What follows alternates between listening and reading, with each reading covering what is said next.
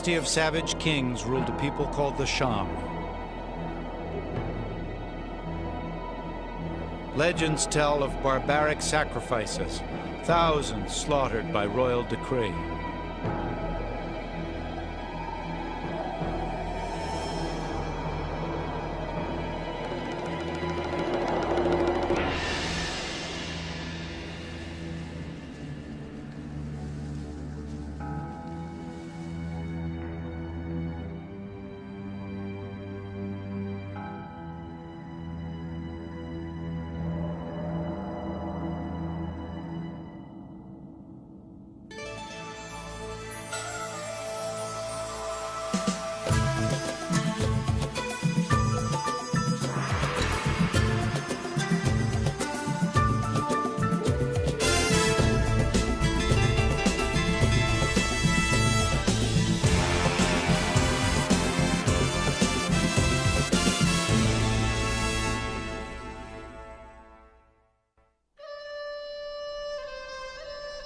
The ruthless exploits of Shang kings are legend no more.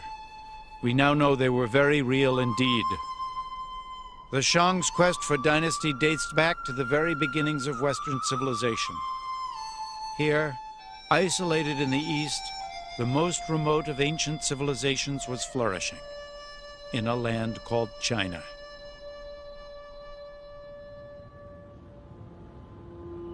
Most Westerners see Chinese culture beginning in the capital city of Beijing.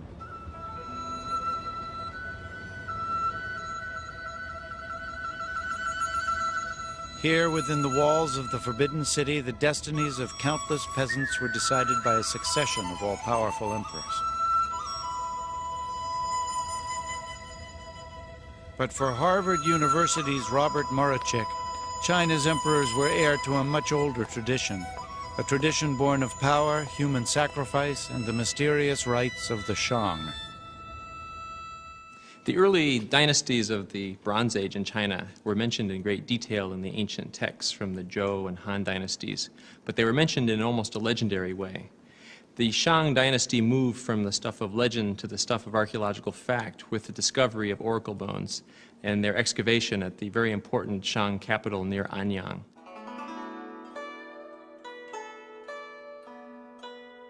The city of Anyang lies 300 miles southwest of Beijing.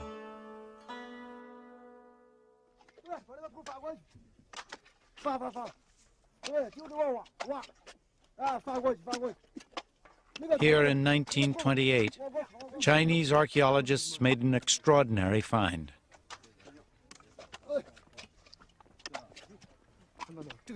Deep in the countryside, workers uncovered a cache of tortoise shells.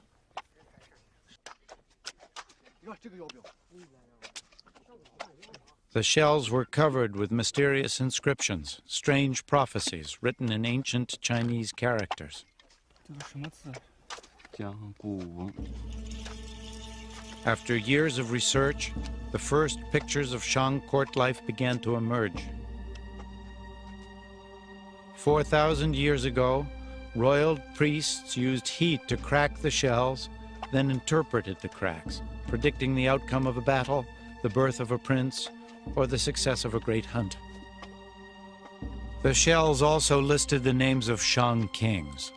Rulers long thought as mythic as King Arthur and his court were now part of China's history.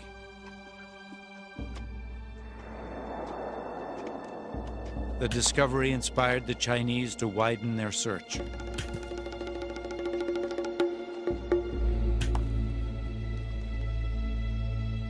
This was the startling result.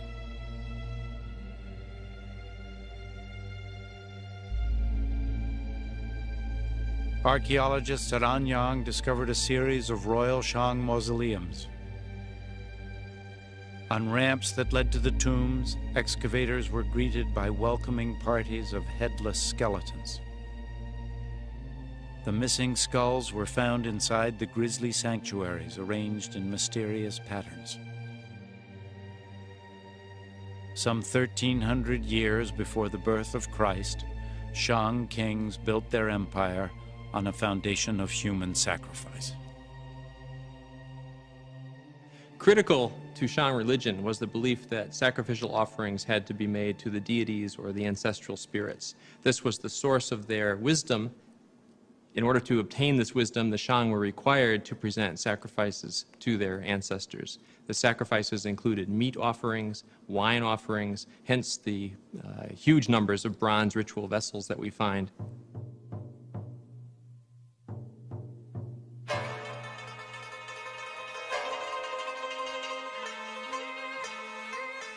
The Shang valued bronze more highly than gold. In these vessels, the kings would offer tribute to their gods, and royal control over the resources that each bronze required was absolute. They were a symbol of the divine right of Chinese kings that would, in later years, be called the mandate of heaven.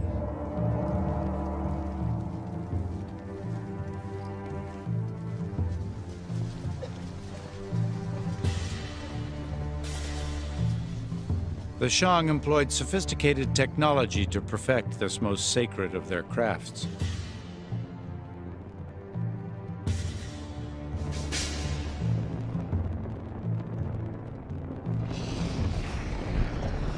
While Mediterranean artisans were only beginning to experiment with metals, the Chinese had already elevated bronze casting to an art.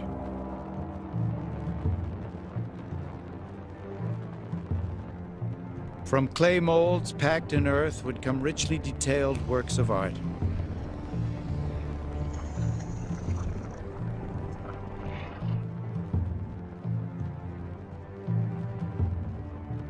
Shang bronzes were covered with symbols of haunting terror, but these powerful rulers were also capable of intimacy.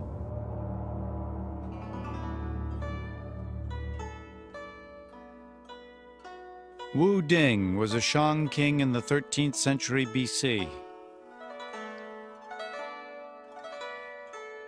Many of his greatest achievements, military and political, were credited to his favorite wife, Fu Hao.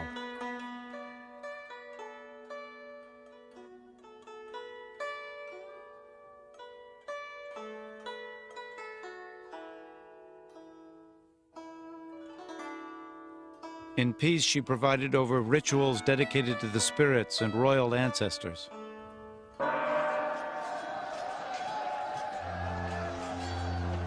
In war, this remarkable woman was the Shang's greatest general.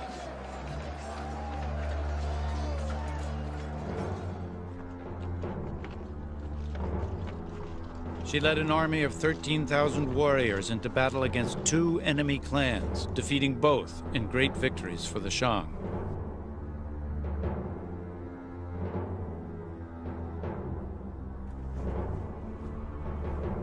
According to legend, when Fu Hao died, the king was heartbroken. He wept openly at her funeral and mourned her passing until his death. Over time, the kingdom they'd helped to create would perish as well. The Shang aristocracy was addicted to hunting and warfare. By 1000 BC, they'd found a more insidious addiction: alcohol. We know from later historical texts that the last Shang king was very, very fond of drink. In fact, descriptions describe him as having built ponds filled with alcoholic beverages and hanging slabs of meat and venison in the forest so he could go out and party and banquet whenever he wanted to the great destitution of his kingdom. It's also quite possible that the Shang use of bronze ritual vessels with a very high lead content also had physiological effects that decreased their capacity to rule. The inscriptions etched on the heat-cracked shells at Anyang had opened a new window onto Shang royal life. Their kings were ruthless.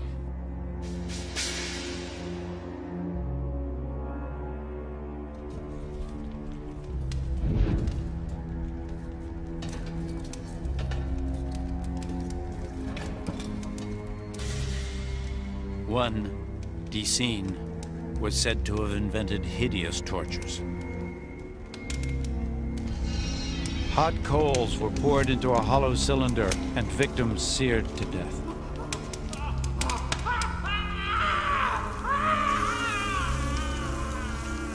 Whether such reports are fact or fiction may never be known.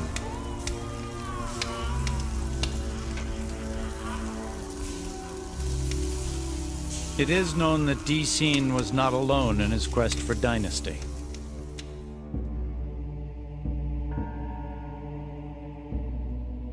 At a site called Sangxingdui, a competing culture was discovered, a people who vied with the Shang for the mandate of heaven.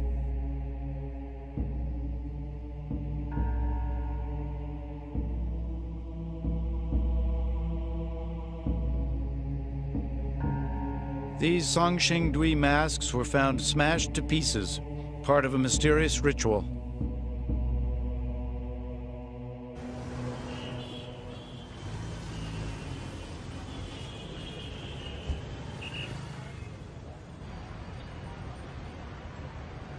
They were reassembled here in the city of Chengdu at the Institute of Archaeology.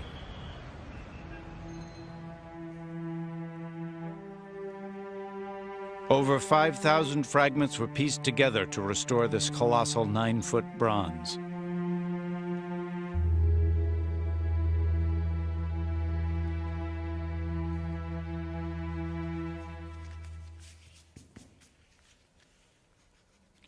Conservationist Zhang Guangli was astonished that such lavishly decorated sculptures would be intentionally destroyed by their creators. When I drew the statue, I had many thoughts. I was curious there had been such a great statue so many years ago.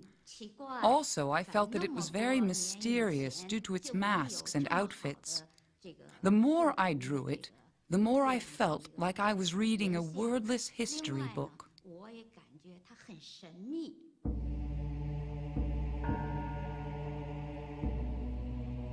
These once shattered masterpieces seem to be evidence of a more sober approach to power.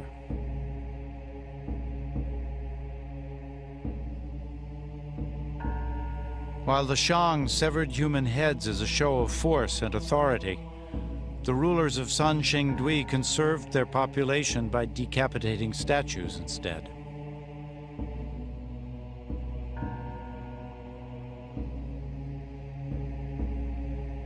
But kings rich enough to commission such extravagant bronzes were also capable of mustering formidable armies. Cultures like the Sangxingdui may have weakened the Shang and thus set the stage for a new dynasty, a people called the Zhou.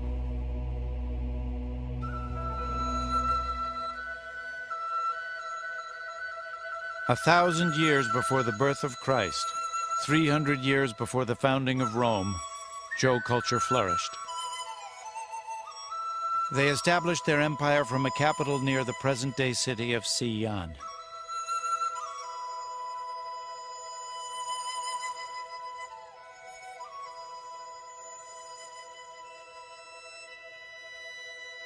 Here, the great King Wu secured his dynasty by creating China's first system of justice for the common people.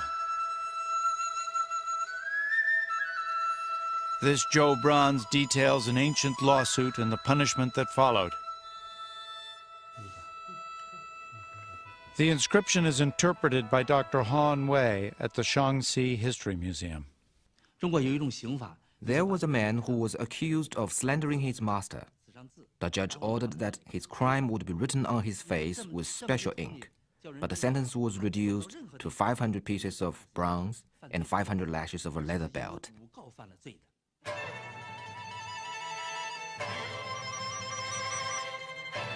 Zhou kings created a feudal system based on the teachings of Confucius.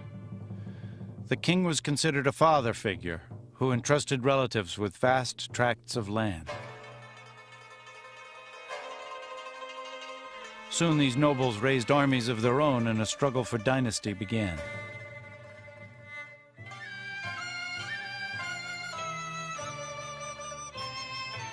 Fierce fighting would erupt. Smaller states were swallowed up by larger regional powers.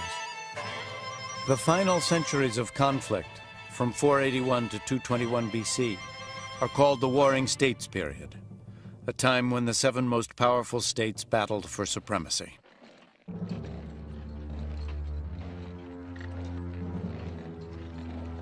Armies of thousands were drafted from peasant populations. Enormous resources were allocated to training raw recruits and developing new weapons. Crossbows were developed some 13 centuries before they appeared in Europe. The Chinese weapon was armed with a sophisticated trigger mechanism.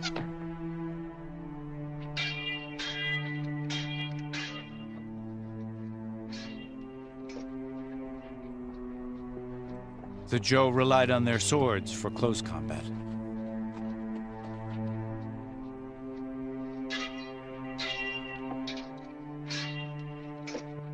But when all else failed, they resorted to psychological warfare.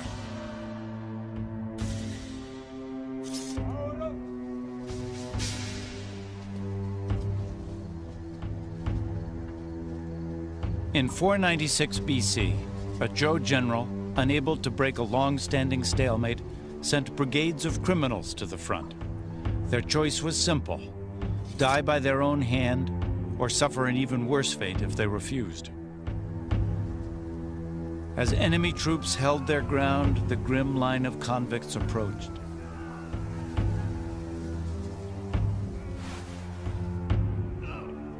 As the soldiers watched in astonishment, the convicts committed suicide.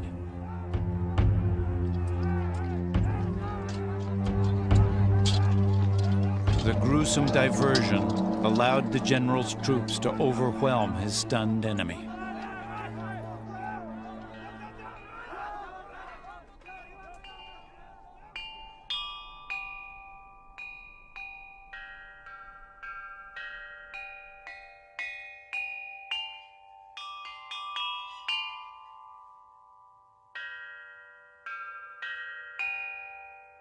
The Warring States period was a time of both ruthless destruction and inspired creativity.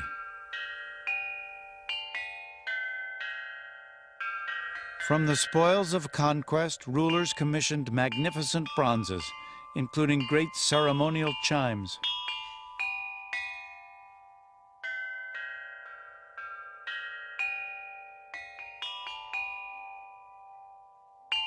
Jade pieces were in constant demand and symbolized the power and majesty of the noble ranks.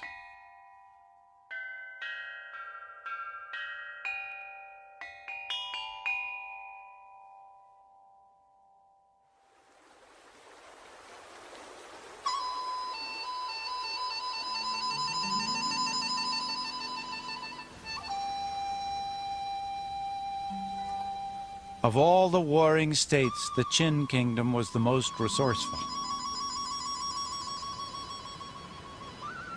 They developed agriculture on a massive scale to go along with a powerful military force.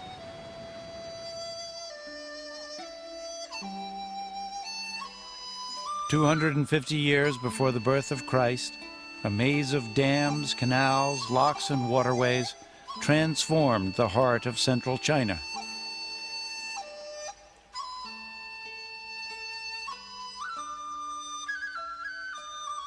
The Min River was diverted into the Shangdu Basin, converting an area the size of Connecticut into lush farmland.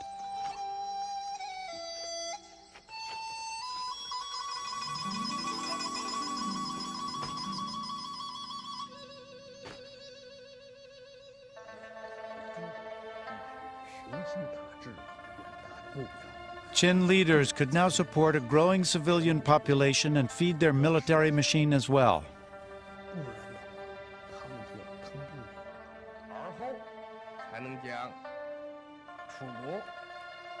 In the last years of the 3rd century BC, Qin ministers convinced a young prince that China's competing states were now his for the taking.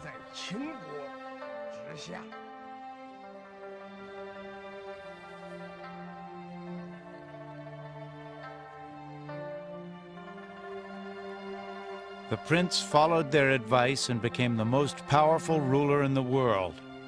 Son of Heaven, Lord of all things under the sky, first Emperor of China, Qin Huangdi.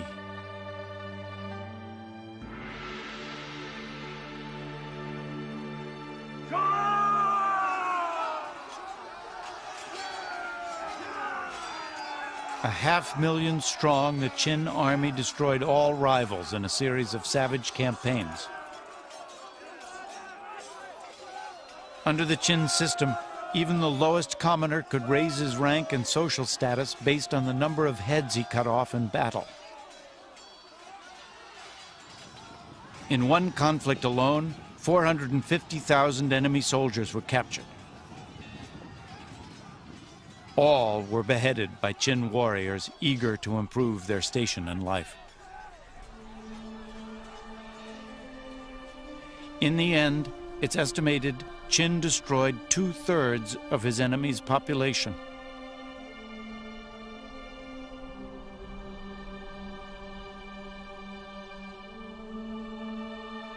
The first emperor succeeded where none before him ever had. He unified China.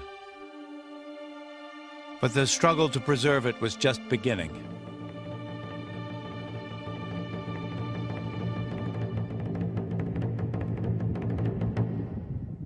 Far to the north of present-day Mongolia, nomadic warriors raided Qin settlements along the frontier. The first emperor responded with an army of 200,000 convicts and 100,000 troops. Their mission, to build a barrier unique in all the world, the Great Wall of China.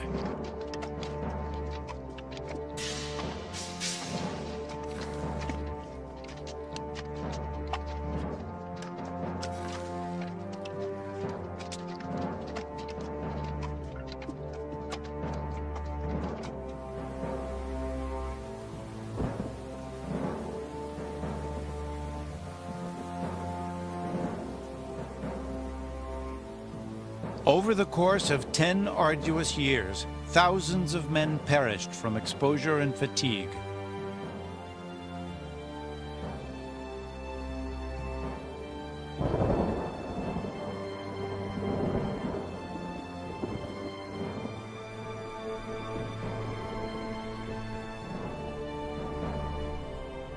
Their hobbled, broken bodies were added as fill. Their only tombstone, the wall that consumed their lives. If the king had a major construction project, you would be called away for many years at a time, separated from your family, working under impossibly difficult conditions on, for example, the Great Wall, and facing not only harsh climate, but possible enemy military action against you while you're involved in the construction, and quite frequently even being put to death at the end of the construction project so that you wouldn't reveal the secrets of the construction itself. Ancient folklore records the journey of Mong Jian Nui, searching for her husband, a worker on the Great Wall. Unable to find him, overcome with grief, Mong broke down and wept. So bitter were her tears, the wall opened up to surrender the body of her beloved.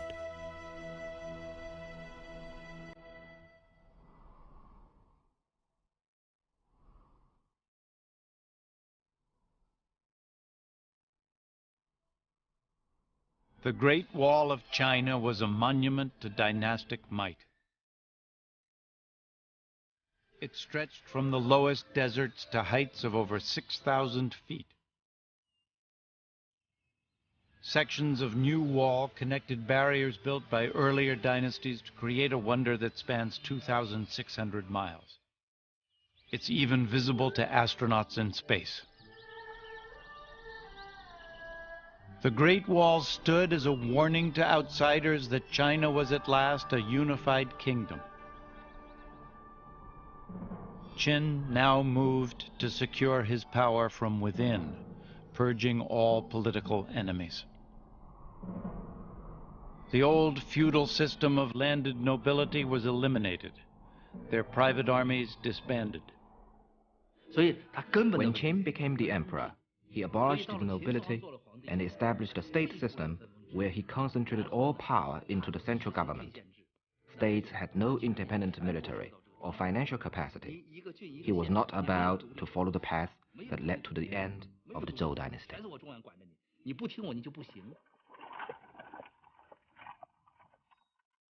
Qin consolidated China with 5,000 miles of roads and a sweeping program of standardization. Even the width of axle wheels was fixed.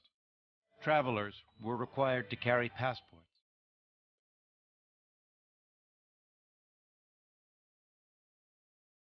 Rival states once issued coins of all shapes and sizes. By imposing a standardized currency, Qin created a national monetary system.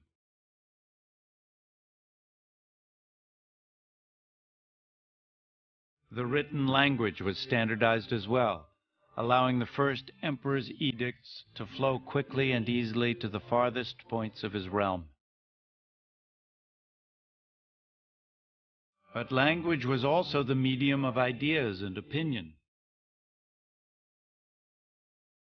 And in their writings, even royal scholars and historians began to criticize many of Qin's new ideas as a dangerous break with the past.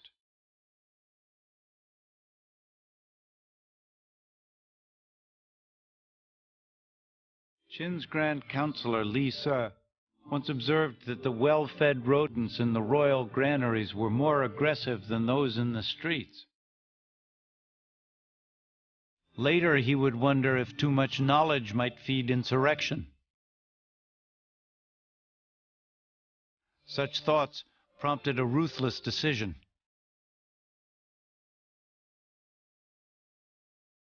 On Li Se's orders, 460 scholars were buried alive.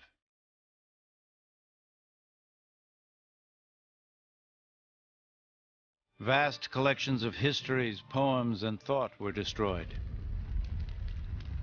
The civilization that gave the world paper and print would also conduct history's first book burning.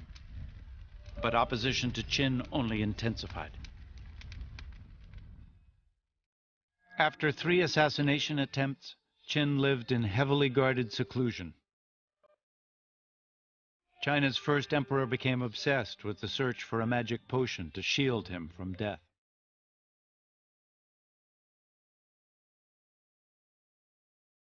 But one of the concoctions he hoped would make him immortal eventually succeeded where his enemies had failed.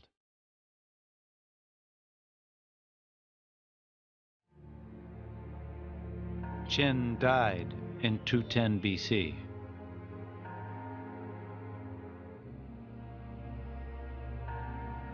China's first emperor was buried in the most opulent mausoleum the country had ever known.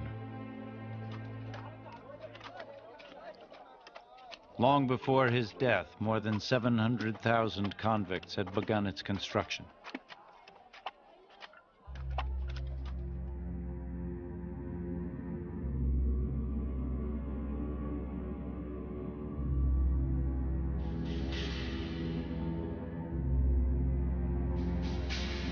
It's said that precious jewels adorned the tomb ceiling, depicting the sun, moon, and stars of the Chinese sky.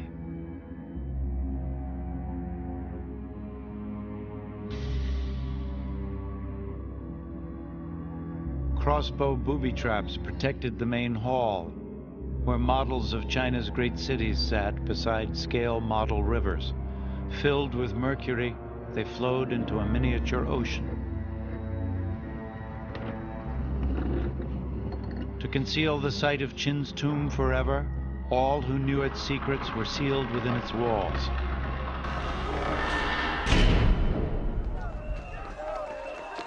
"15 years of chaos followed Qin's death.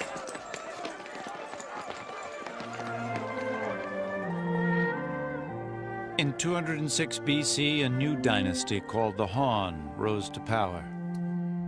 At its height in the 1st century BC, the Han dynasty was equaled in might only by the Roman Empire.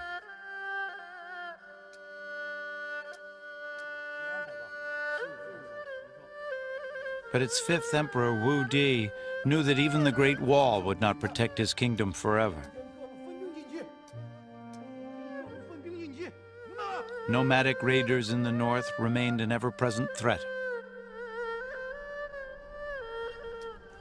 Wu Di believed the key to dynasty was skillful diplomacy, not battle. His secret weapon, a trusted advisor and diplomat named Zhang Qian. Wu Di sent Zhang Qian north on a mission of peace to attempt a series of treaties cleverly designed to pit one Han enemy against the other.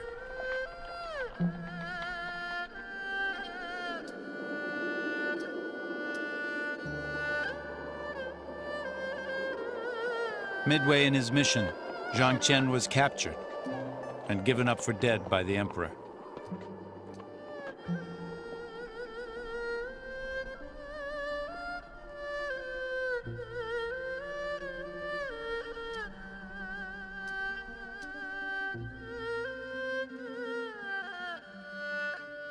Ten years later, an old man appeared in Wu Di's court. Zhang Qian, the faithful diplomat, had survived. The courageous servant recounted his 10-year odyssey, including a startling discovery he'd made in his travels. Zhang Qian had escaped his captors and fled as far west as Afghanistan. There, to his amazement, he found Chinese goods on sale in every marketplace. Traders were moving Chinese products to the edge of the known world, the most precious commodity, a cloth called silk.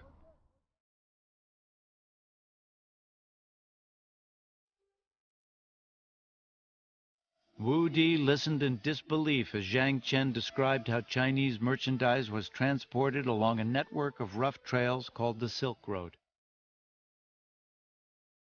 Running across China, through Persia to the Mediterranean, the trade route covered some 4,000 miles.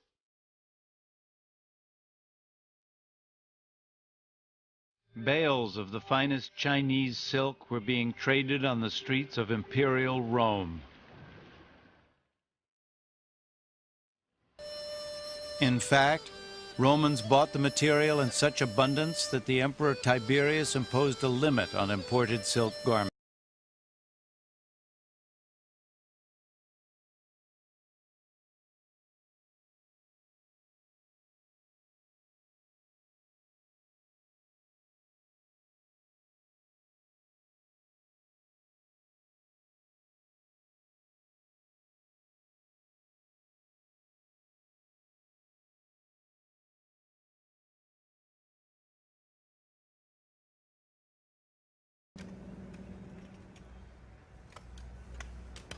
In 1971, workers digging a bomb shelter smelled gas.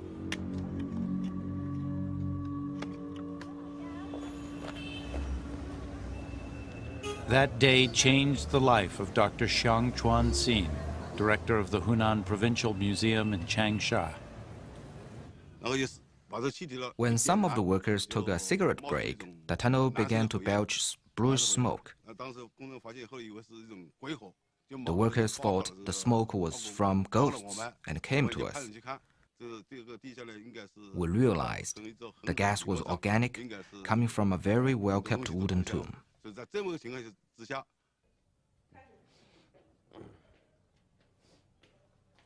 Xiang directed a painstaking excavation and uncovered 3 gigantic coffins made of solid wood slabs. This coffin was used by ancient nobles. Its formation is huge. The wood was not cut by saw, but cracked into pieces. These coffins had been buried underground for over 2,000 years. Only nobles could use them. There were also many objects found in the coffins.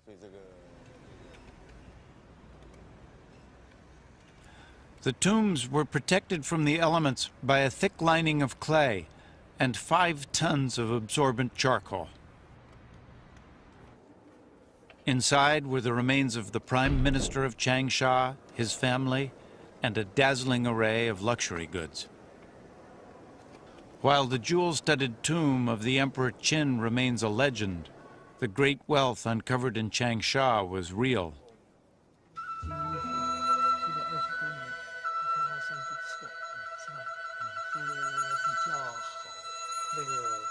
More than 100 pieces of elegant, mist-like silk were found in perfect condition.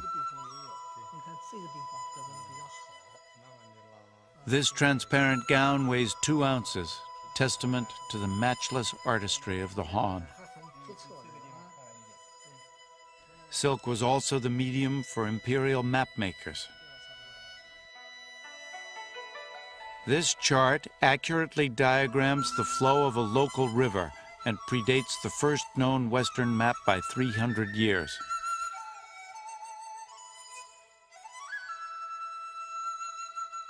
Most stunning of all were the silks of Lady Xin, wife of the Prime Minister.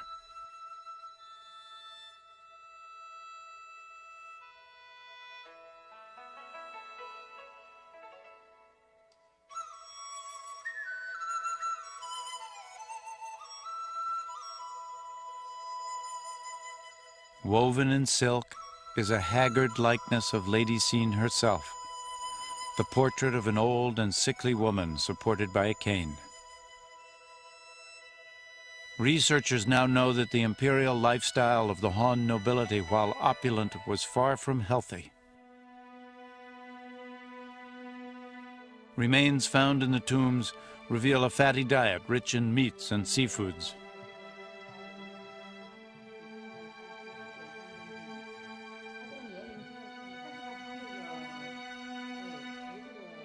The tomb's most precious relic offered the clearest picture yet of Chinese life at the top.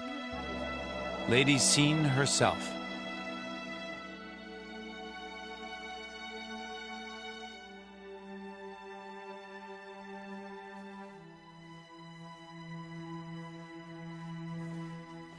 Buried for 21 centuries, she showed few signs of decomposition.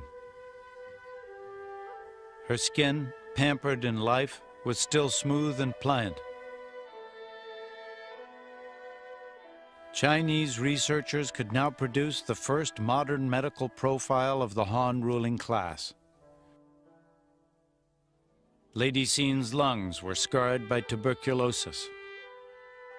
She suffered from intestinal parasites. And a ruptured disc explained the walking stick.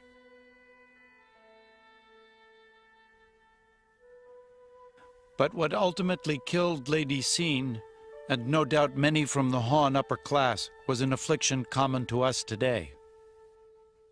The autopsy of Lady Xin looked at her heart, intestines, reproductive system, and urinary system.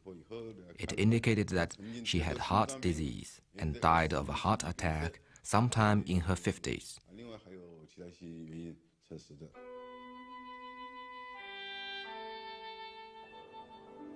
The treasures of Changsha reveal the wealth of the Han nobility, but the fortunes of a prime minister were pocket change compared to the vast riches of China's emperors.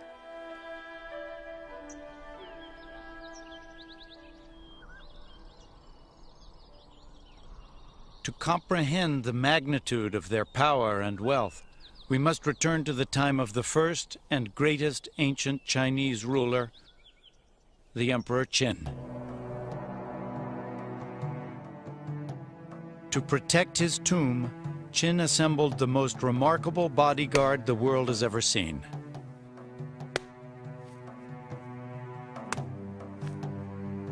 No one knows how many artisans labored on this astonishing achievement, but estimates range in the thousands. The sheer effort of time, the superhuman attention to detail, the very scope of the undertaking itself is unique in human history.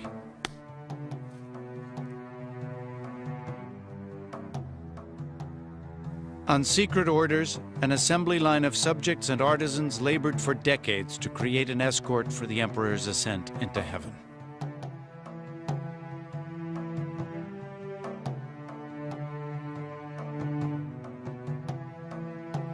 In essence, Qin cloned his human army into life-size soldiers made of clay.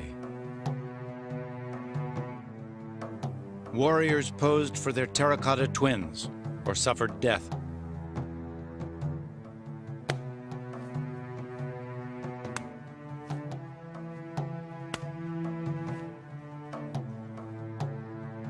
But this great army, created in their own image, was destined for defeat.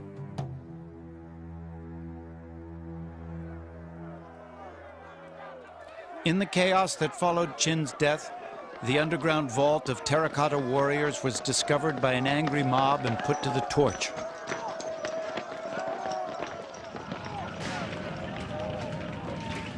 The roof timbers gave way, sealing the soldiers deep within the earth, seemingly forever.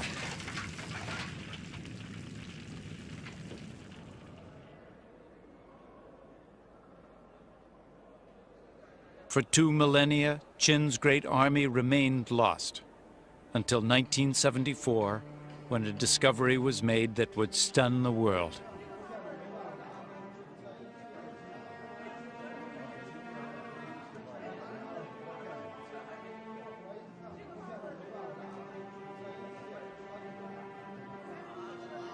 A group of laborers outside the city of Xi'an stumbled upon Qin's escort to the afterlife.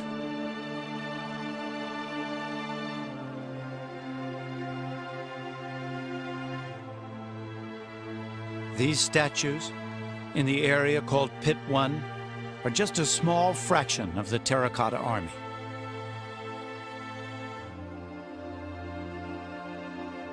It's estimated thousands more warriors remain hidden in the earth.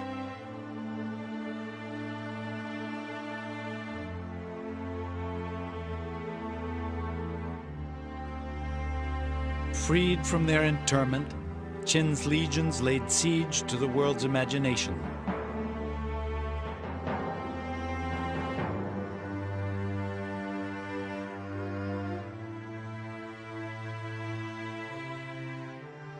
Dr. Yuang Chongyi is director of the Museum of Terracotta Warriors.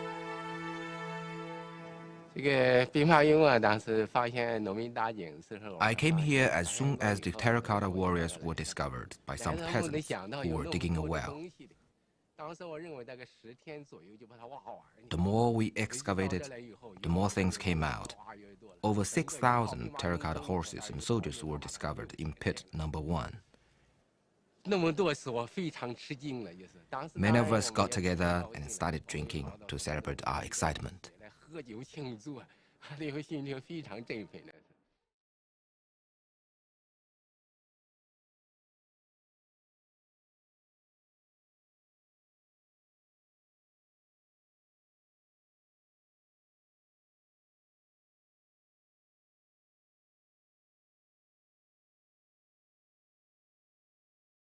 The ancient Vandals had smashed the warriors into pieces.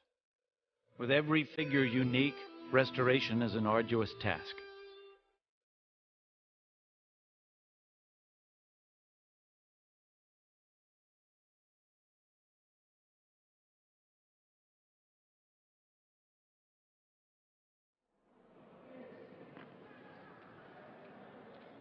The sculptures are very realistic. You see the detailed hair combed backwards with a little braid pulled up across the head. The ancient Chinese cared a lot about their hair. According to the law records, if you got into a sword fight and cut off a soldier's top knot, you'd be put in prison for several years.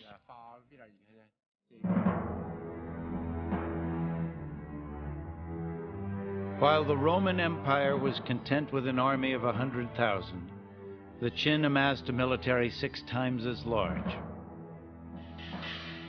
The replica warriors of Xi'an reveal the look of Qin's troops in battle. The statues were buried in combat formation, giving researchers a haunting glimpse of dynasty on the march. The terracotta pit is arranged in a rectangular lineup. In the front is leading edge of the battle array.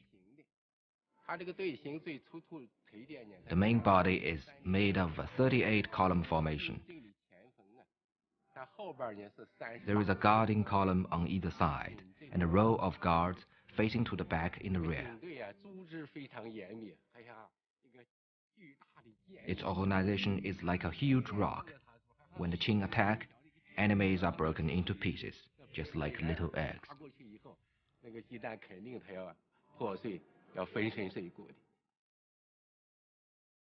Rescued from hands of clay were 10,000 working models of Qin weapons. Laser technology confirmed Qin artisans used chrome plating to block corrosion on the surface of this sword. Today, its blade remains so sharp it can only be handled with protective gloves. Those who held the swords of Qin stood at parade rest, hidden from the world while 2,000 years of history passed in review.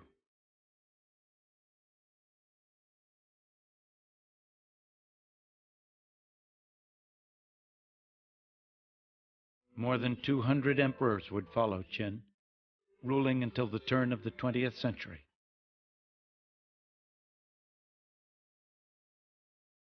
Today they stand as a symbol of China's great paradox, a land where cycles of chaos gave birth to wonders and creations that enriched the world.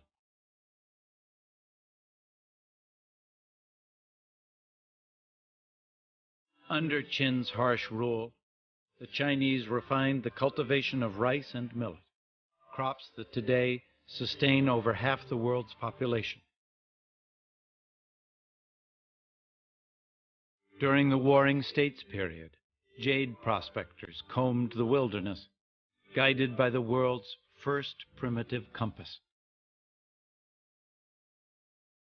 Without the Chinese compass, without their creation of paper and printing, without their refinements to map making and their invention of the ship's rudder, Europe's discovery of the New World would have been impossible.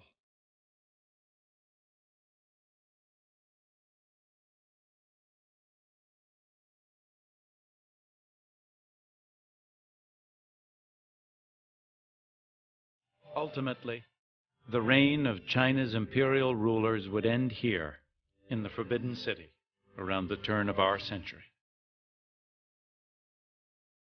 In 1908, at the age of 3, Puyi became China's last emperor. 3 years later, he was dethroned, and China became a republic.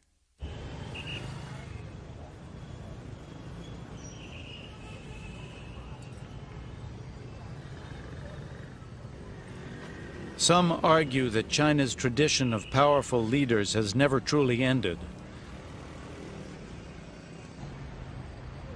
and that more uncertainties await in the century to come.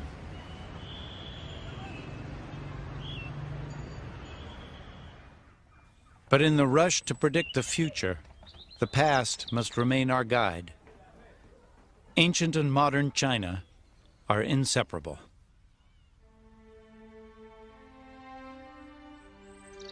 Over the past 4,000 years, while other civilizations have collapsed and vanished, the Chinese have continued to adapt and to survive. Despite countless wars and a century of revolution, it is the continuities that endure.